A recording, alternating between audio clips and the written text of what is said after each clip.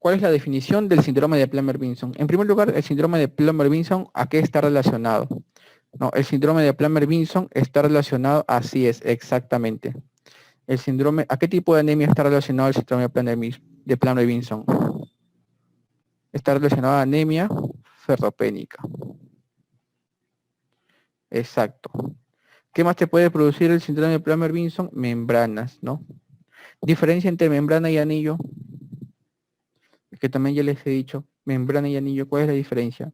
En el Plummer-Vinson son membranas. ¿Y dónde están ubicadas las membranas generalmente? Las membranas están ubicadas en el esófago superior, en anemia ferropénica y glositis. Esta membrana, ¿qué te puede causar? Disfagia, disfagia súbita por impactación del bolo alimenticio.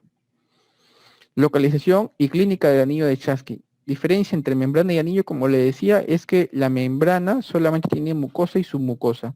En cambio, el anillo tiene mucosa, submucosa y muscular.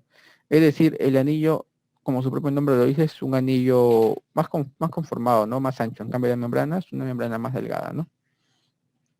Localización del anillo de Chasky, al contrario de la membrana esofágica del Plummer-Vinson, está ubicada en el esófago inferior. Igual, la clínica es una impactación, igual que la impactación súbita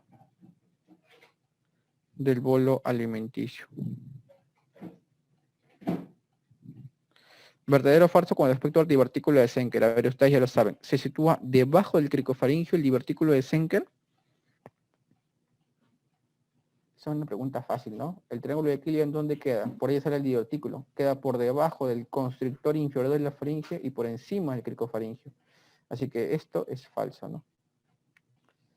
La técnica diagnóstica de elección de la endoscopía, acá está contraindicada realizarle una endoscopía para diagnóstico, ya que la endoscopía puede penetrar a nivel del saco y puede perforar, ¿no? Generalmente, inicialmente se debe realizar un esofagograma contrastado, ¿no? Por ende, la técnica de elección no es la endoscopía.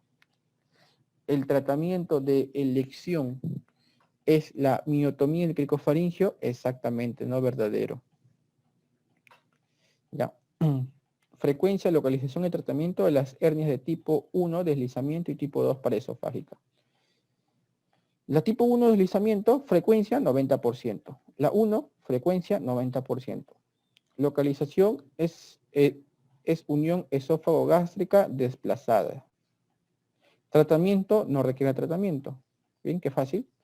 La tipo 2, 10%, es herniación del fondo, ¿no?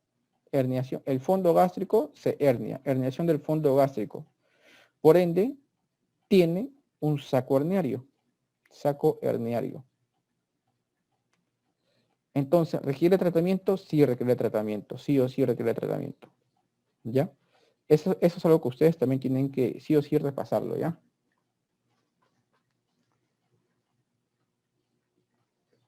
Ahora, seguimos. Causa más frecuente de esofagitis infecciosa. Pregunta de examen. ¿Cuál es la causa más frecuente de esofagitis infecciosa? Es la candidiasis esofágica. Candidiasis esofágica. ¿Y cuál es el tratamiento? El tratamiento de elección de la toda cándida es el fluconazol. Fluconazol. ¿Ya? Acuérdense, ¿dónde se ve más frecuente la candidiasis esofágica?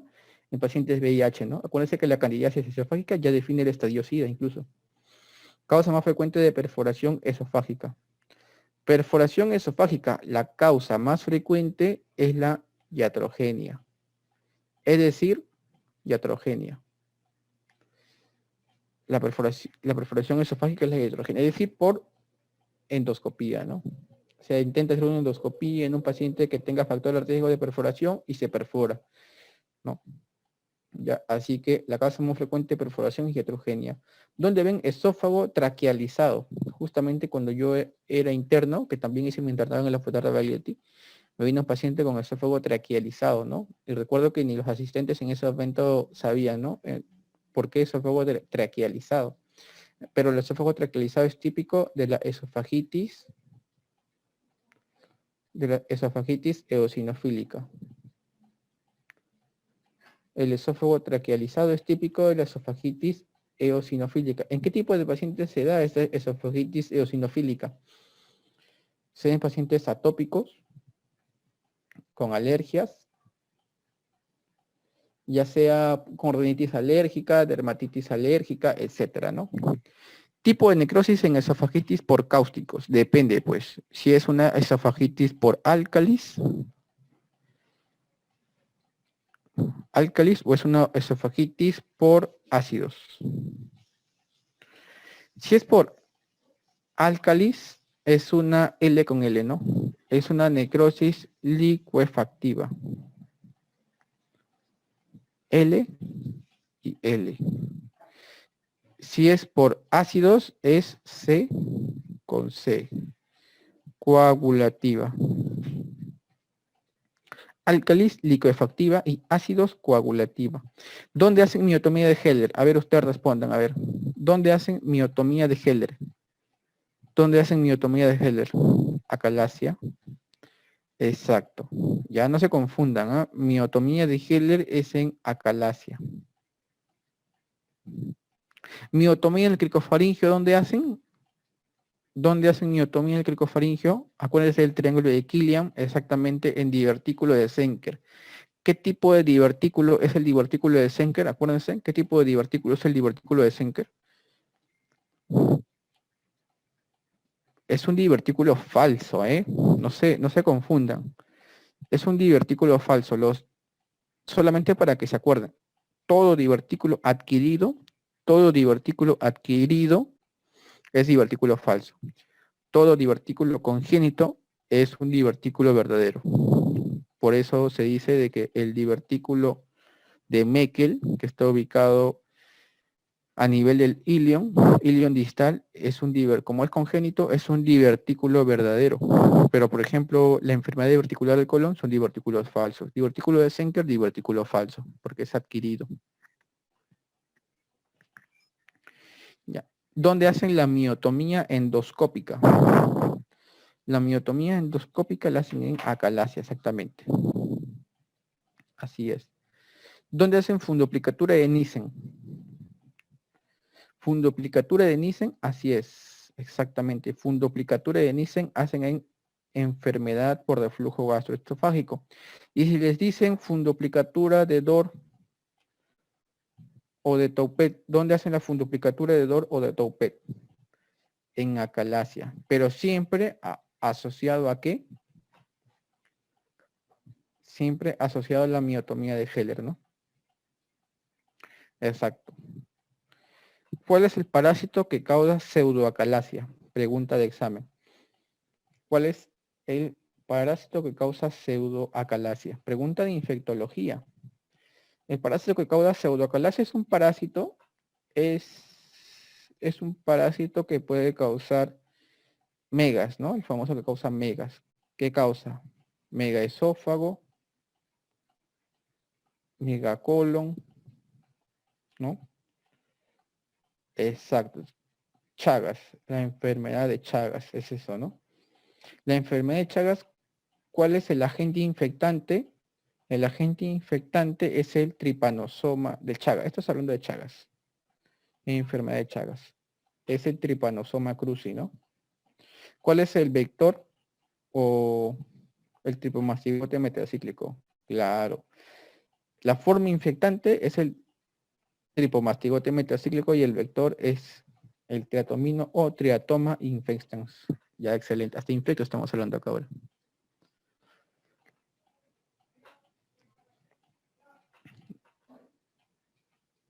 ¿Cuál es la técnica de elección de diagnóstica en acalasia? Ya les he dicho, ¿no?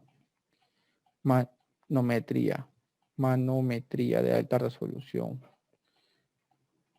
Manometría de alta resolución. ¿Cuál es el patrón manométrico de acalasia? Acá estamos hablando de acalasia clásica, ¿ya? Patrón manométrico de acalasia es, número 1, ausencia de relajación del esfínter esofágico inferior.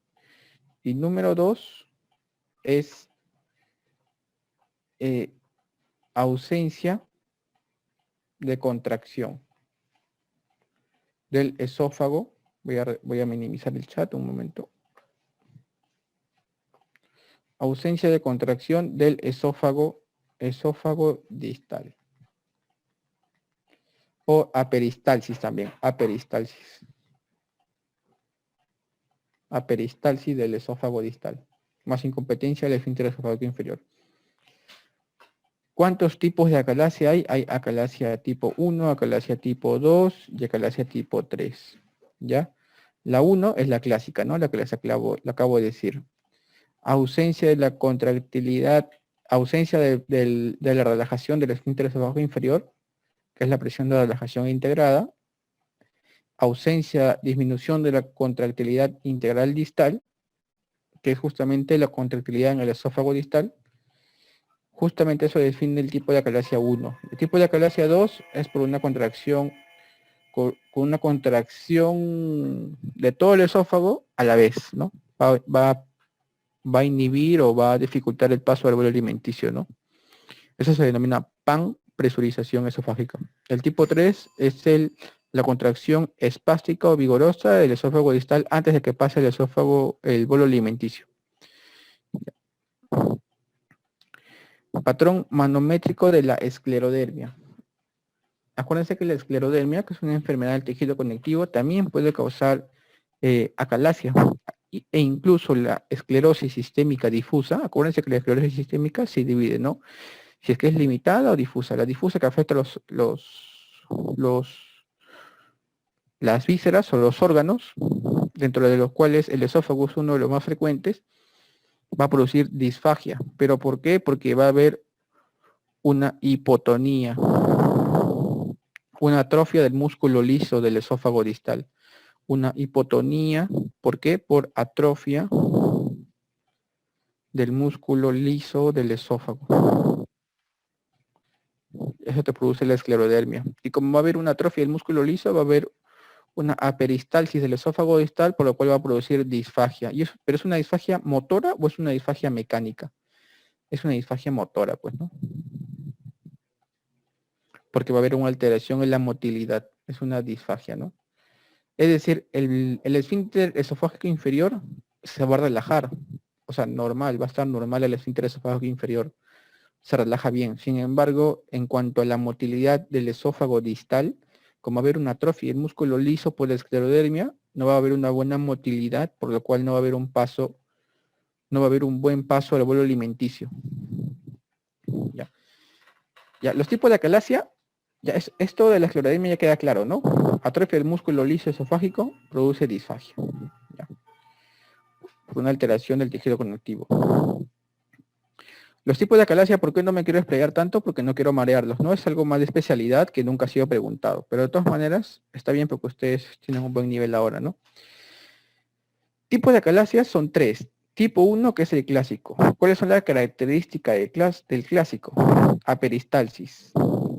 Aperistalsis del esófago distal, del esófago, con una ausencia de relajación, disminución de la relajación del esfínter esofágico inferior. El tipo 2 es el denominado panpresurización. Pan de todo, panpresurización esofágica. La panpresurización esofágica se produce porque va a haber una contracción simultánea de todo el esófago durante la deglución. Esta contracción simultánea va a producir que progrese el bolo alimenticio del esófago al estómago. Ya, esta es la tipo 2. Ya, se dice de que esta tipo 2 es incluso la más común. La tipo 3 es la tipo espástica o la vigorosa, espástica o vigorosa. ¿Por qué espástico o vigorosa? Porque acá lo que va a estar alterado no va a ser tanto la peristalsis la peristalsis del esófago distal, sino va a haber una contracción prematura del esfínter esofágico inferior. Se va a cerrar de forma prematura el esfínter. Por eso que va a estar pasando el bolo alimenticio y antes de que traspase el esfínter esofágico inferior, ya se cerró. Esto es una contracción prematura o vigorosa o espástica. Por eso que se dice que el tipo 3 es la espástica o vigorosa, por una contracción prematura del esfínter esofágico inferior. ¿Ya? Esos son los 3 tipos de acalasia. Si tienen un paciente anciano con disfagia progresiva y pérdida de peso, ¿cuál es la sospecha? ¿Cuál es la sospecha y actitud diagnóstica? Todo paciente, sí, ya bien. Acá eso es algo que también me olvidaba de decirles. Si les dicen paciente joven más disfagia, piensen en acalasia. Si le dicen paciente anciano más disfagia, piensen en cáncer de esófago. Y el cáncer de esófago más frecuente, como les he dicho, es epidermoide. ¿Cómo diagnostico un cáncer de esófago? Con endoscopía, pues endoscopía digestiva alta más toma de biopsia. La localización más frecuente del cáncer de esófago, pregunta de examen, tercio medio del esófago. Tercio medio del esófago. Localización más frecuente del adenocarcinoma, acuérdense que el adenocarcinoma está en función o está en relación con la enfermedad por reflujo gastroesofágico, que va a producir posteriormente metaplasia intestinal del esófago distal, que posteriormente va a producir el esófago de Bordet y luego va a evolucionar a un adenocarcinoma. Por esto que se produce principalmente en el esófago inferior.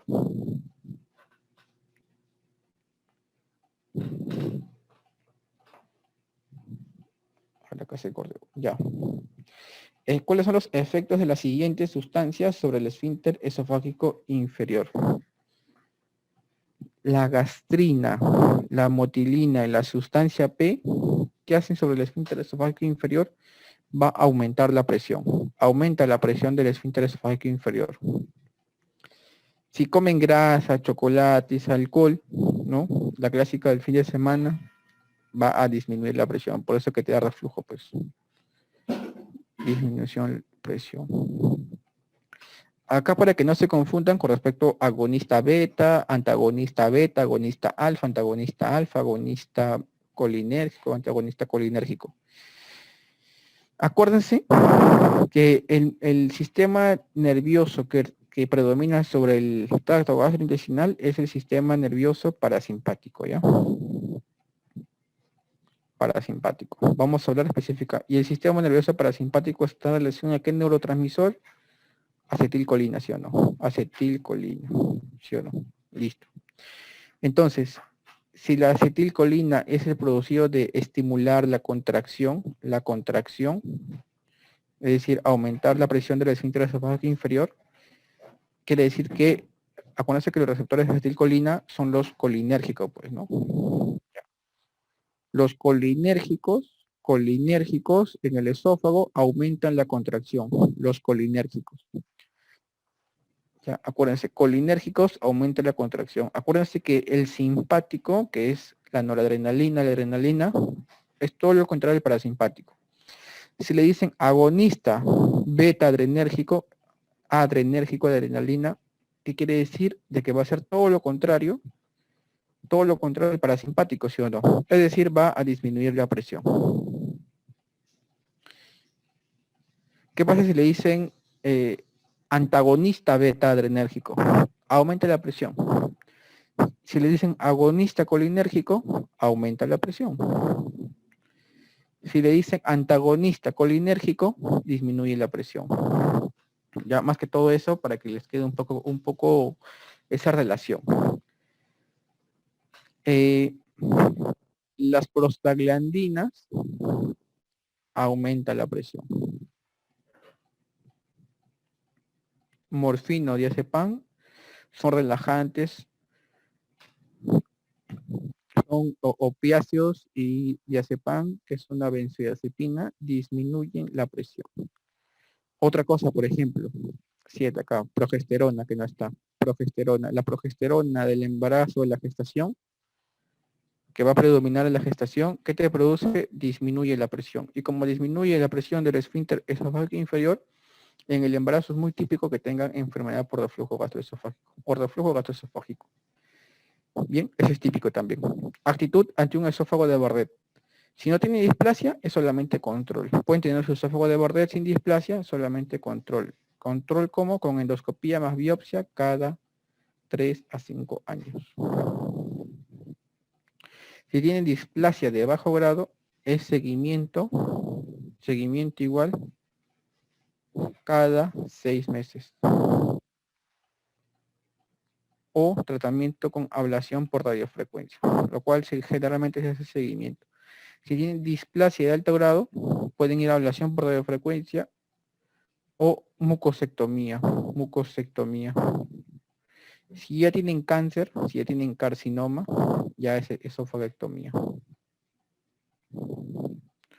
Tumor esofágico benigno más frecuente, leiomioma. Benigno, acuérdense, ¿eh? Tumor esofágico benigno más frecuente, leiomioma. Tumor esofágico maligno más frecuente, ¿cuál es? Ya les he dicho un montón de veces, carcinoma escamoso.